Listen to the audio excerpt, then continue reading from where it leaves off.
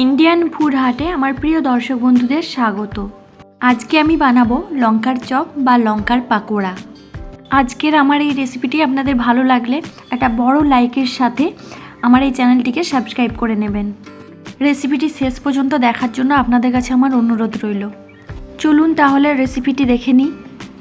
আমি এখানে 8 পিস রাজস্থানি লঙ্কা নিয়েছি। এগুলো সাইজে বড় হয়। লঙ্কাগুলোর এক পাশ ছুরি দিয়ে চিড়ে এর বিচাগুলো বের করে নেব। লঙ্কার বিচা বাদ না দিয়েও পাকোড়া বানানো যাবে, তবে আমি আজকে বিচা বাদ দিয়েই পাকোড়াগুলো তৈরি করব। এখন আমি চামচের উল্টো দিক দিয়ে লঙ্কার বিচাগুলো বের করে নিচ্ছি। বিচাগুলো বের করে নিলে লঙ্কার মধ্যে স্টাফিং ভরতে সুবিধা হয়। দেখুন লঙ্কার বিচাগুলো বের করে নিয়েছি। দুটো মিডিয়াম সাইজের আলুকে সেদ্ধ করে ম্যাশ করে নিয়েছি। এখন একটি প্যানে দিয়ে দিচ্ছি 1 টেবিল চামচ সরষের তেল। তেল গরম হলে দিয়ে দেব হাফ চা চামচ গোটা জিরে, দিচ্ছি 1 চা চামচ গ্রেট করা রসুন, 1 চা চামচ গ্রেট করা আদা রসুনকে তেলে কয়েক সেকেন্ড নাড়াচাড়া করে নিচ্ছি। কয়েক সেকেন্ড পরে এর মধ্যে দিয়ে দিচ্ছি একটি ছোট সাইজের পেঁয়াজ কুচি, দুটো কাঁচা লঙ্কা কুচি। পেঁয়াজকে কিছুক্ষণ নাড়াচাড়া করে নিচ্ছি, তবে পেঁয়াজকে বাদামি করে ভাজবো না। হালকা একটু ভাজা হলেই এর মধ্যে দিয়ে দেব হাফ চা চামচ লঙ্কা গুঁড়ো। ঝালটা আপনারা আপনাদের পরিমাণ মতো দেবেন। দিচ্ছি 1/4 টিস্পুন হলুদ গুঁড়ো।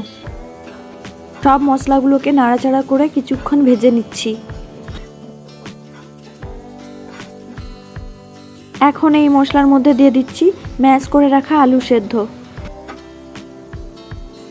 মশলাগুলোর সাথে আলু ভালোভাবে মিশিয়ে প্রায় 1 মিনিট নাড়াচাড়া করে নেব।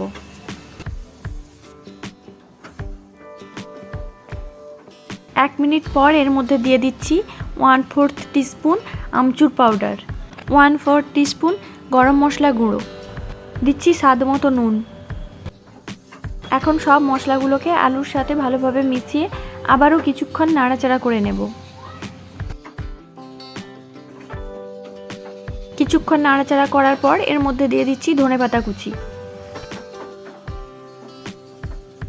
আলুর সঙ্গে ধনেপাতা কুচি ভালোভাবে মিশিয়ে গ্যাসের ফ্লেম অফ করে দেব।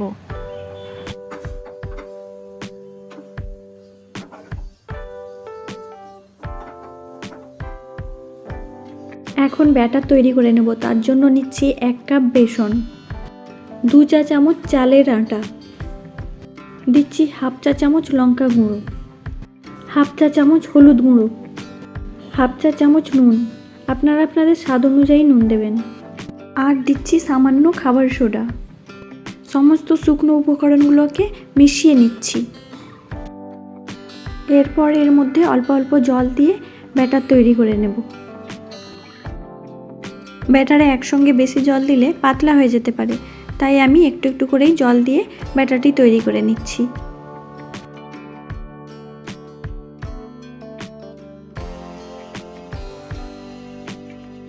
দেখুন ব্যাটারটি আমাদের তৈরি হয়ে গেছে। এখন লঙ্কার মধ্যে স্টাফিং করে নেব, তাই চামচে করে অল্প অল্প আলুর পুর নিয়ে লঙ্কার মধ্যে ঢুকিয়ে দিচ্ছি।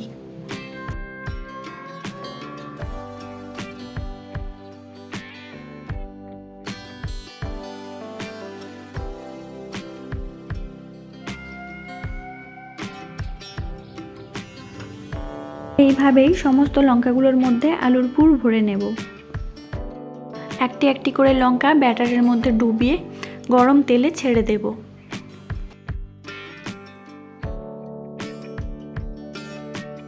গ্যাসের আঁচ মিডিয়াম রেখে লঙ্কার পাকোড়াগুলো ভেজে নিচ্ছি।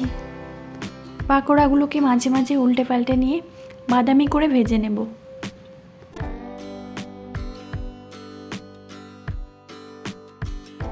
লঙ্কার পাকোড়া ভাজা হয়ে গেছে, এখন এগুলোকে তুলে নিচ্ছি। এভাবেই সমস্ত লঙ্কার পাকোড়া বানিয়ে নিলাম।